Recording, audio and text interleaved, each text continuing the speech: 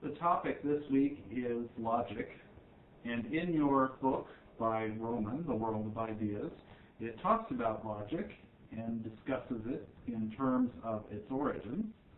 Of course, the person we attribute the origins of logic to is Aristotle. Formal logic began with Aristotle, although he did not use the term, which derives from the Greek word logos.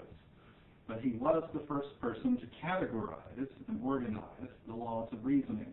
And that's one of the key elements of logic, is that we are trying to categorize and organize things to figure out what's what, where it belongs, and what things work together with each other.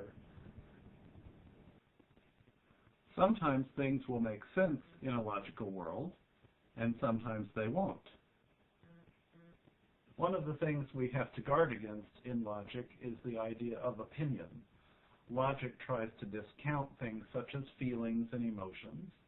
Thus we get figures like Data and Spock on Star Trek, and other figures that are paramounts of reasoning and rationality who try to discount such things as emotions or psychology in the way that they think about things. Computers have relentless logic.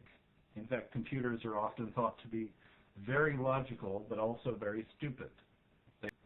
Sometimes it's very frustrating when they cannot figure out what you want them to do, rather than precisely what you've told them to do. Logic. Logic. I'm sick to death of logic. Do you want to know how I feel about your logic?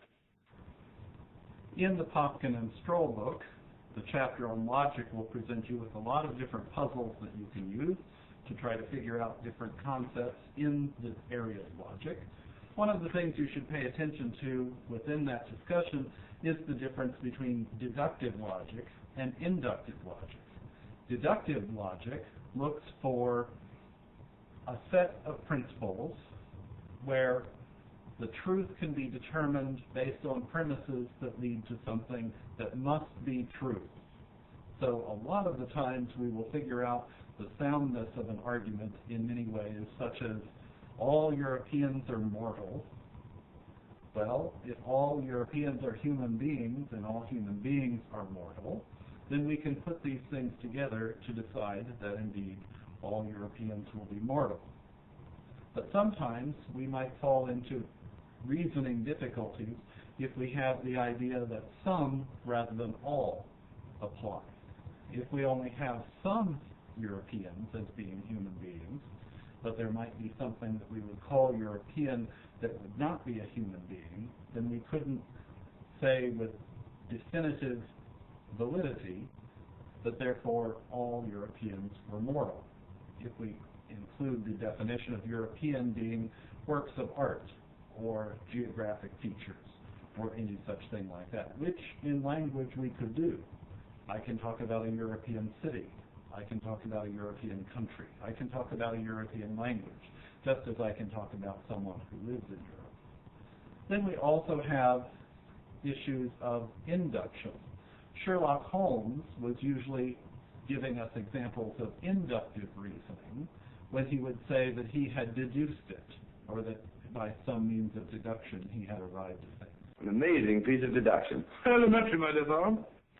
Inducing usually has a degree of probability to it, and there are some who discount the value of inductive logic because of this. It's not necessarily true all the time. Although some of the ideas that Sherlock Holmes employs do make logical sense. The idea that if you're looking for something and you have excluded all other possibilities for where that something might be, the only place that it has not been excluded, however improbable, must be the case. Sometimes that can rattle our own deductive reasoning or inductive reasoning, however we use those terms imprecisely.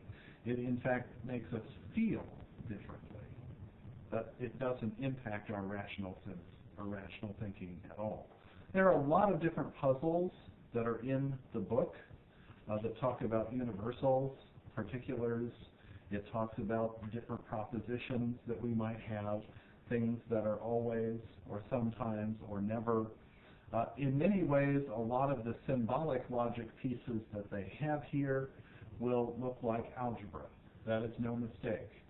Mathematics and logic share a lot in common in terms of the way that they do things. However, logic is not always a test for truth in a philosophical sense, such as we've been describing over the course of this class. Because I can have something that is perfectly logical, perfectly valid, but not necessarily true.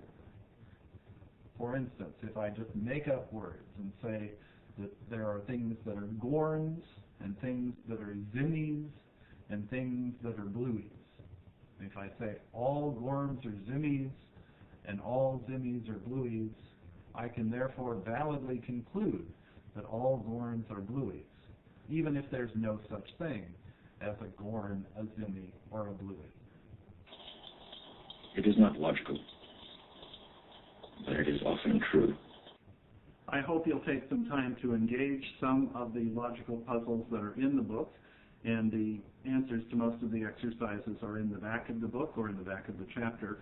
Also, for our final week, you have for reading contemporary philosophies, and you'll find a lot of things in there from the late 19th century and throughout the 20th century, including figures like Dewey and James, William James.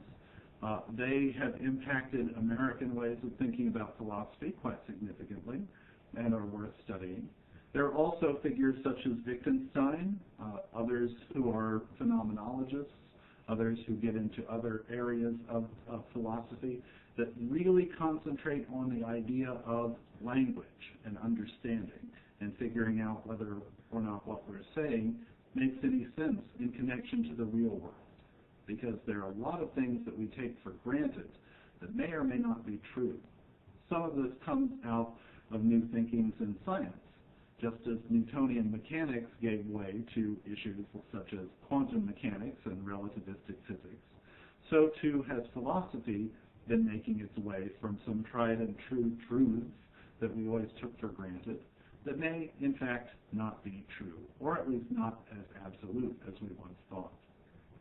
So I invite you to look at some of those ideas as well, and I look forward to seeing what you produce on the discussion boards and in your final